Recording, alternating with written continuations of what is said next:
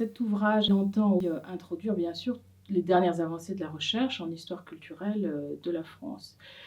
Plus encore, il a puisé aussi dans d'autres champs disciplinaires, des sciences humaines et sociales plus largement, et de leurs avancées aussi respectives.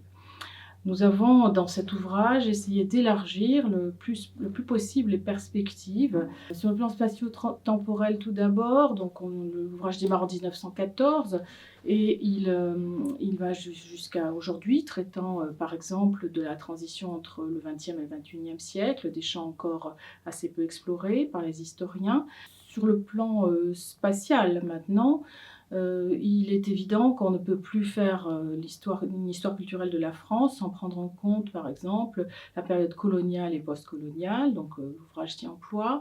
On ne peut plus faire d'histoire culturelle de la France sans analyser aussi les diverses échelles locales, nationales, internationales, et sans ouvrir à absolument toutes les perspectives. Nous avons eu ce souci d'intégrer à la fois un regard bien sûr hexagonal sur la dimension culturelle, mais aussi un regard excentré.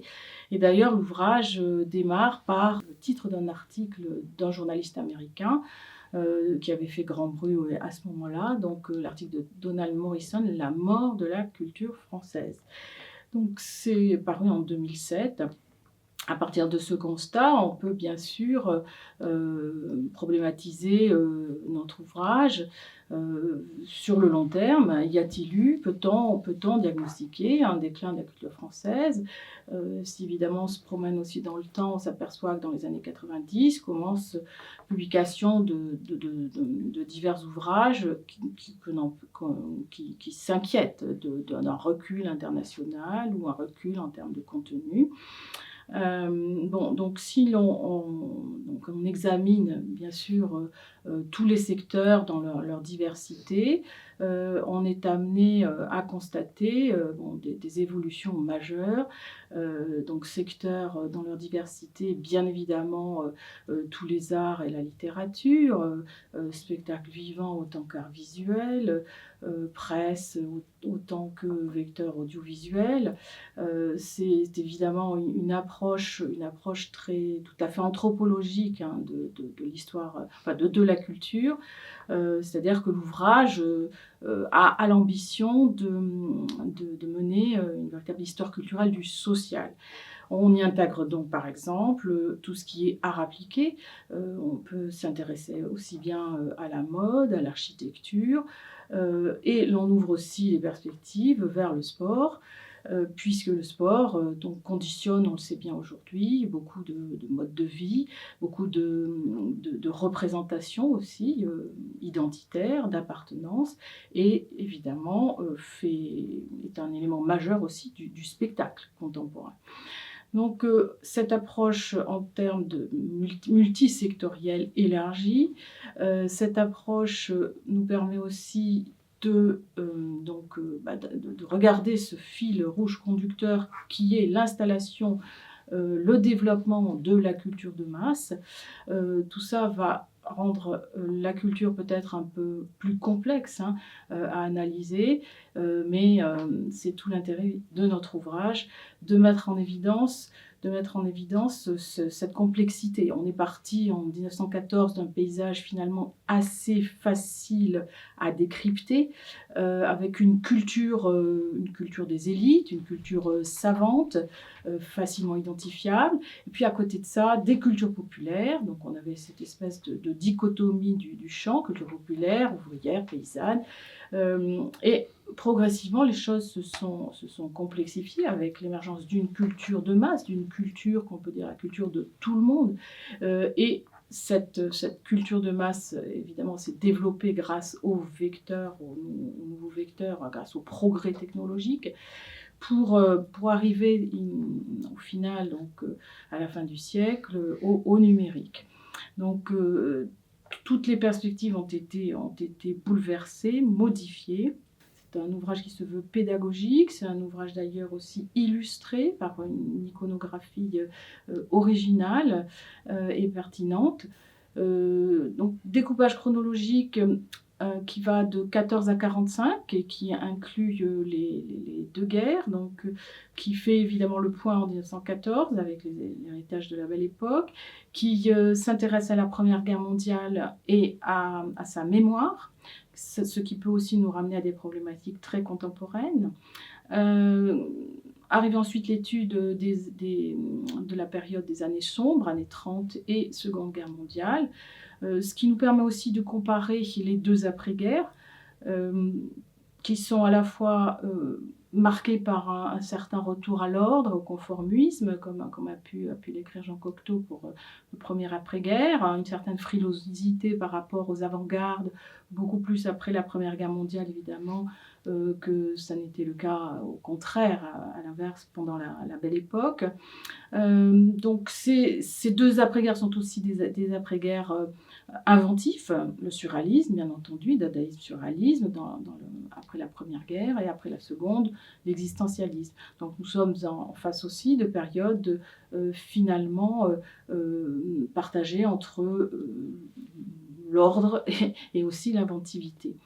Le deuxième grand chapitre s'intéresse à la période 45 jusqu'en 1980.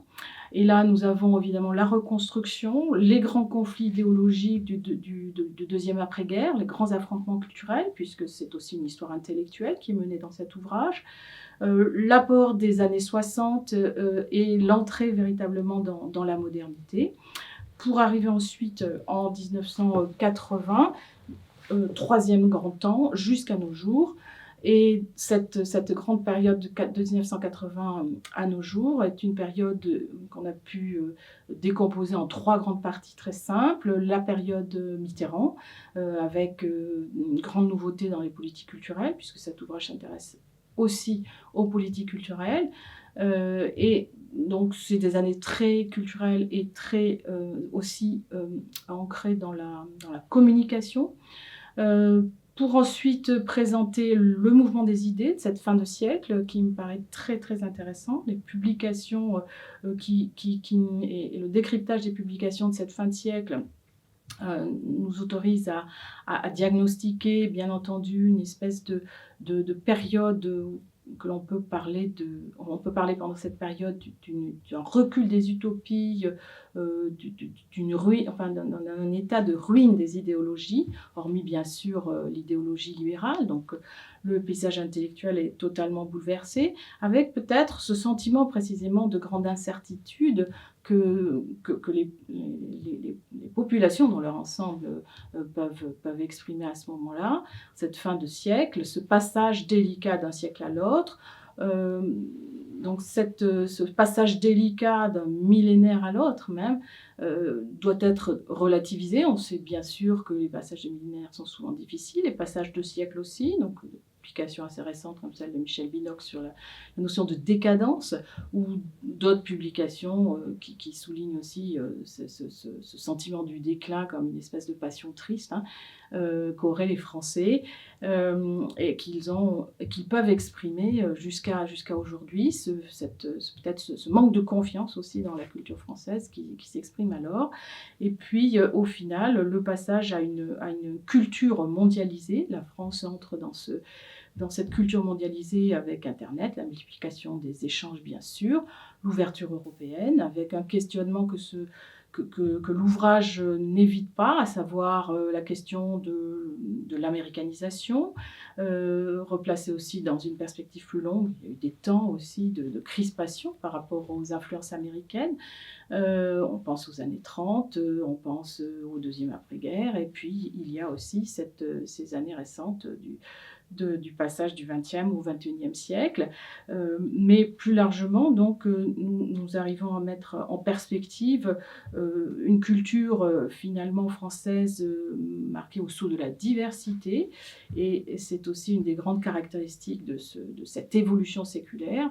La diversité culturelle qui s'introduit progressivement et qui va jusqu'à faire reculer le concept d'exception culturelle propre à nos politiques culturelles, qui signifie une intervention de l'État dans la culture et des pouvoirs publics plus largement dans la culture, et l'adoption même de la diversité culturelle, la France étant pionnière, enfin disons pilote plutôt que pionnière, pilote au niveau de l'UNESCO pour faire adopter la charte.